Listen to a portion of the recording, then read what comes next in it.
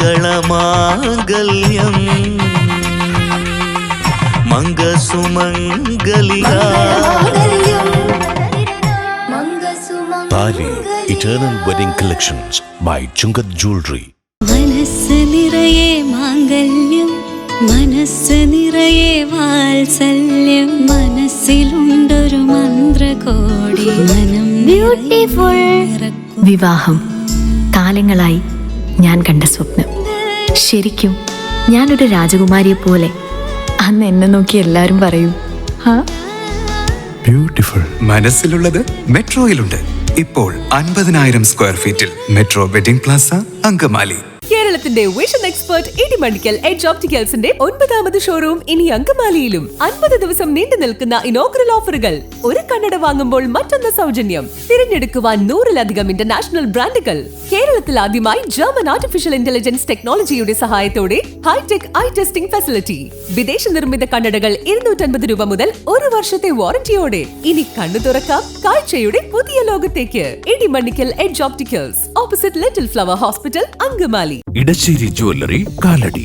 ഏറ്റവും കുറഞ്ഞ പണിക്കൂലിയിൽ ലൈറ്റ് വെയ്റ്റ് 916 സ്വർണ്ണാഭരണങ്ങൾ ലഭിക്കുന്ന കാലടിയിലെ ജനപ്രിയ ജ്വല്ലറി ഇടശ്ശേരി ജ്വല്ലറി, കാലടി. രാജ്യത്ത് ഇതേവരെ നടന്നിട്ടുള്ളതിൽ വെച്ച് ഏറ്റവും വലിയ ബാങ്ക് തട്ടിപ്പ് എന്ന ഖ്യാതി ഇനി അങ്കമാലിക്ക് സ്വന്തമായേക്കാം. അങ്കമാലി അർബൻ സഹകരണ സംഘത്തിൽ നിന്ന് 25 ലക്ഷം രൂപ വായ്പയെടുക്കാത്തവരായി അങ്കമാലിക്കാരിൽ ആരും ഉണ്ടാകാനിടയില്ല.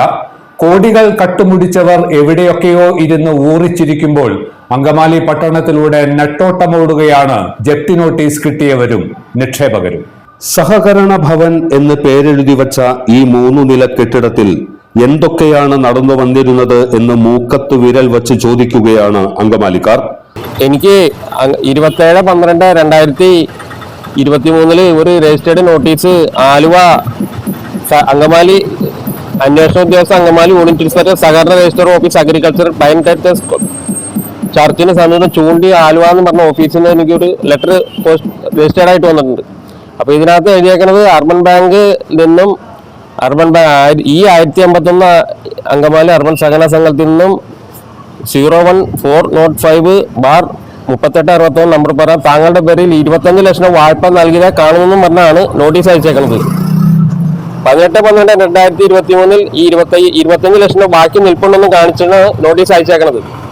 ഇതിലെന്തെങ്കിലും ആക്ഷേപം ഉണ്ടെങ്കിൽ കത്ത് ലഭിച്ച് 5 ദിവസത്തിനകം യൂണിറ്റ് ഇൻസ്പെക്ടർ മുമ്പായ ഹാജരാകണമെന്ന് അറിയിക്കുന്നു എന്നാണ് ഈ നോട്ടീസിന് ഉള്ളടക്കം കൊടുത്തത്.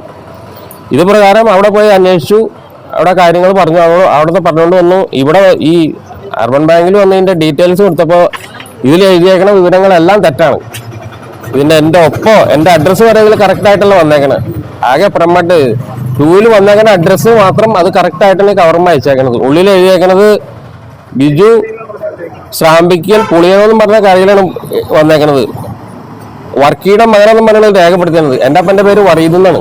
ഞാൻ ഈ ബാങ്കിൽ നിന്ന് ഒരു മെമ്പർഷിപ്പ് എനിക്കില്ല, ഒരു SB അക്കൗണ്ട് ഉണ്ട്. അതൊരു മുമ്പൊരു ചിട്ടി ചേർന്നപ്പോൾ അതായിട്ട് ബന്ധപ്പെട്ടുണ്ടായതാണ്. അല്ലാതെ 1 രൂപ പോലും ഇതിൽ നിന്ന് ബാങ്കിൽ നിന്ന് ലോൺ എടുക്കാനോ അല്ലെങ്കിൽ ആർക്കെങ്കിലും ജാമ്യം നിൽക്കാനോ ഇന്നവരെ ഞാൻ പോയിട്ടില്ല. ആകെ ഒരു ഇത് മാത്രമേ ഞാനൊരു തെറ്റ് ചെയ്തേക്കുന്നത്, ഒരു ചിട്ടി ചേർന്നുണ്ട്. ഞാൻ വേറെ ഒന്നും ഞാൻ ചെയ്തിട്ടില്ല.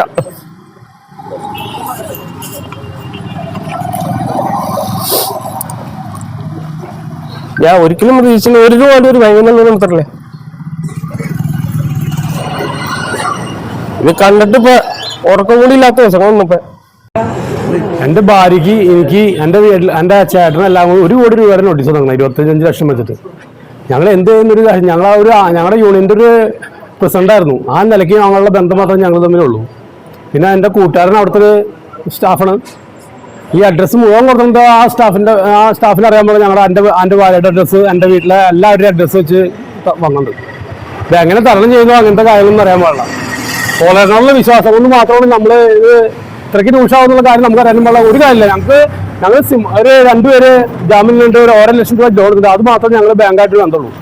സഹകരണ സംഘങ്ങൾ വലിയ ഭീഷണി നേരിടുന്ന ഇക്കാലത്ത് നല്ല നിലയിൽ പ്രവർത്തിക്കുന്ന സംഘങ്ങൾക്ക് നാണക്കേടുണ്ടാക്കിയിരിക്കുകയാണ് അങ്കമാലി അർബൻ സഹകരണ സംഘം. വർഷങ്ങളായി ബാങ്ക് പ്രസിഡന്റ് സ്ഥാനത്തിരുന്നിരുന്ന PT പോൾ കഴിഞ്ഞ ഒക്ടോബർ 6-ന് മരണമടഞ്ഞു.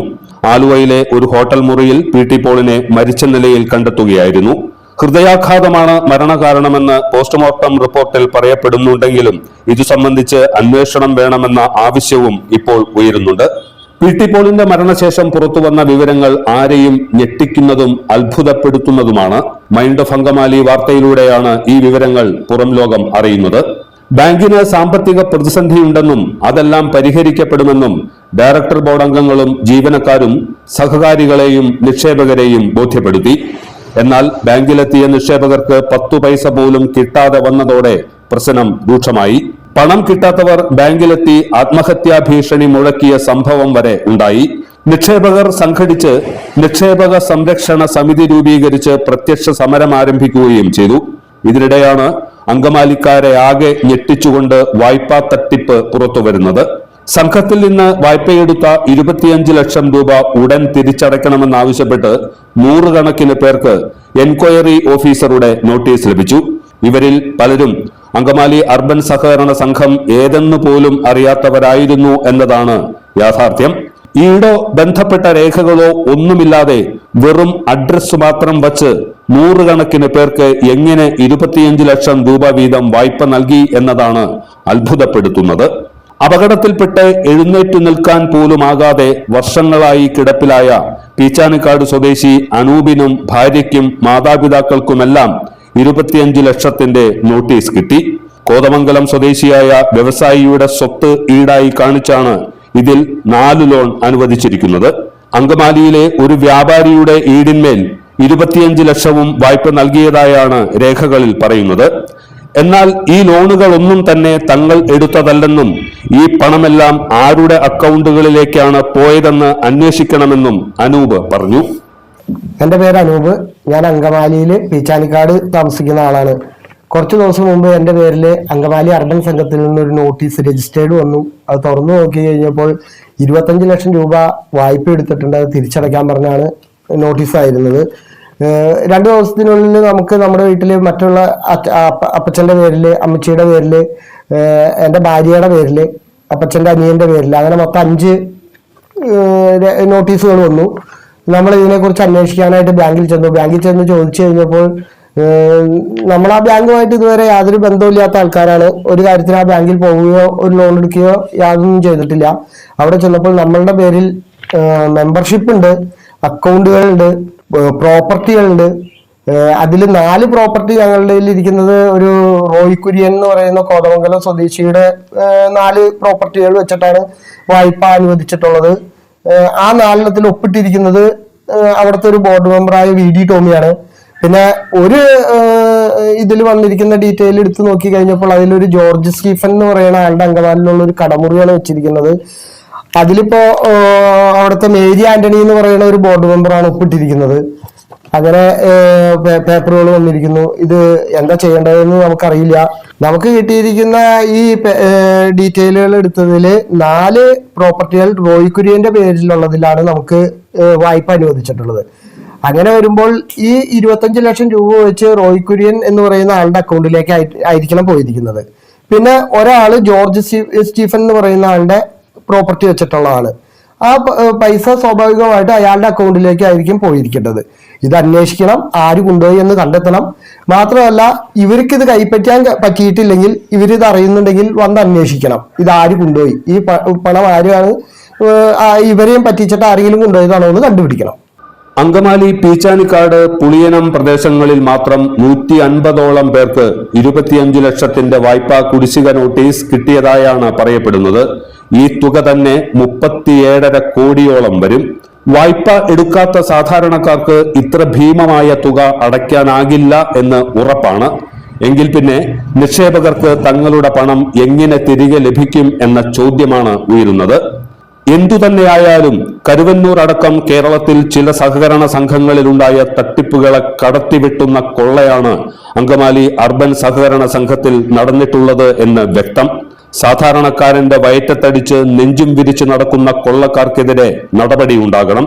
വിയർപ്പൊഴുക്കി സമ്പാദിച്ച പണത്തിനായി നെഞ്ചത്തടിച്ച് വിലപിക്കുന്ന നിക്ഷേപകരുടെ പരാതിയും പരിഹരിക്കപ്പെടണം. അർബൻ സഹകരണ സംഘത്തിന് ഉണ്ടായ ഗതികേട് തങ്ങൾക്കുമുണ്ടാകാതിരിക്കാൻ മറ്റു സഹകരണ സംരംഭങ്ങൾ ജാഗ്രത പുലർത്തുകയും വേണം. ഇടശ്ശേരി ജ്വല്ലറി, കാലടി. ഏറ്റവും കുറഞ്ഞ പണിക്കൂലിയിൽ ലൈറ്റ് വെയ്റ്റ് 916 സ്വർണ്ണാഭരണങ്ങൾ ലഭിക്കുന്ന കാലടിയിലെ ജനപ്രിയ ജ്വല്ലറി ഇടശ്ശേരി ജ്വല്ലറി, കാലടി. എല്ലാത്തരം അഴുക്കിനെയും തുടച്ചു മാറ്റി സുഗന്ധം പരത്താൻ ഇനി എന്നെന്നും ഓർമ്മ പെർഫ്യൂംഡ് ക്ലീനിംഗ് ലിക്വിഡ്. വീടെന്നും സ്വർഗമാക്കാൻ ഓർമ്മ പ്രോഡക്ട്സ്. ഇതെല്ലാം എന്റെ കല്യാണത്തിന് വാങ്ങിയതാ. വാവ്, ഇതെവിടുന്നാ? നമ്മുടെ MV ചാക്കോ ജ്വല്ലറിന്ന്. 70 വർഷത്തെ പാരമ്പര്യല്ലേ? MV Chacko jewellers, Angamaly.